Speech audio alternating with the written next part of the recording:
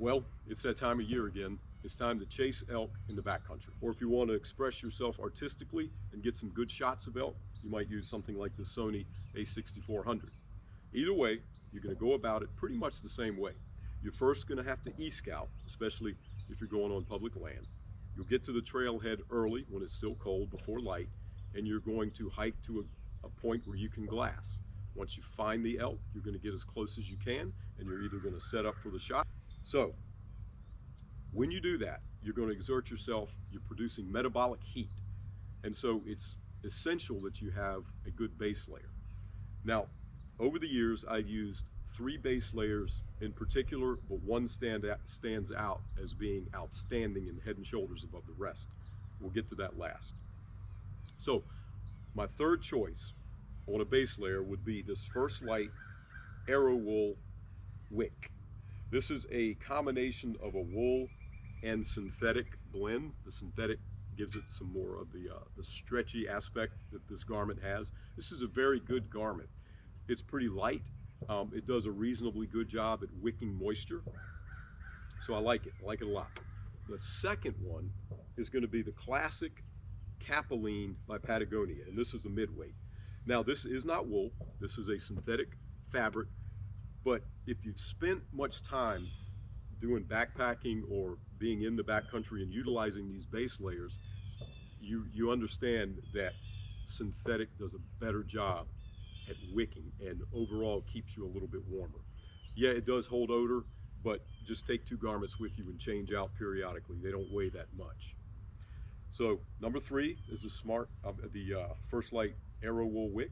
Number 2, Capilene Midweight by Patagonia. But the one, like I said, that stands out head and shoulders above the other 2 is made by a company in Norway called Brynje. Now this is a wool garment, and it's a fishnet design, so you can actually see through this garment, this product. Now don't wear this into 7-Eleven when you're taking a break and you're coming down off the mountain, unless you're covered up, because you'll look like a freak. But this thing is so effective at keeping you dry and keeping you warm. It stands out, like I said, head and shoulders above the rest. Oh, and incidentally, none of these companies know I'm making this video. I'm not sponsored by anyone. I'm just telling you what I've found to be the best product. So it's kind of like biting into a peppermint patty. You get that sweet taste, but then you get the sensation of being cool.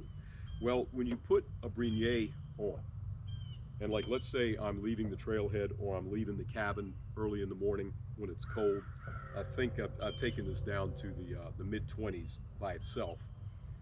Well, I like to start off with a chill. So I like to have this garment by itself on and my pack.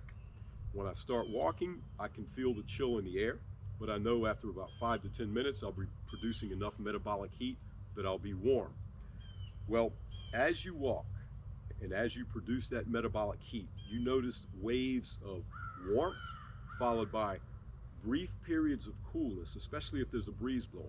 That breeze hits your body, goes through these fishnet openings on this garment, cools you off, dries you off, but then the warmth comes immediately right back.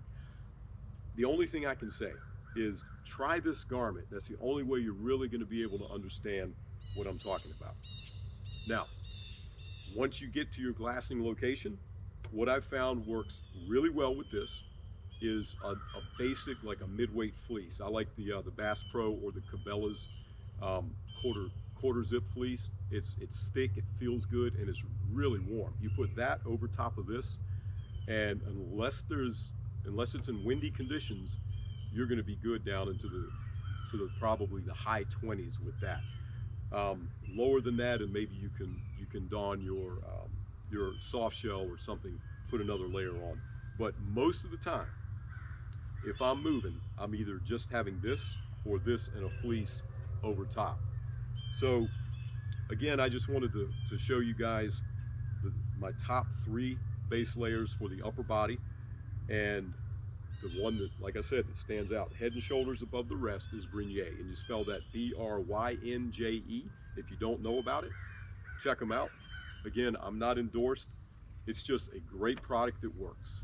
So Get up in the mountains and enjoy it, whether you're trying to get good shots with the camera here like Doug Gardner does on his show.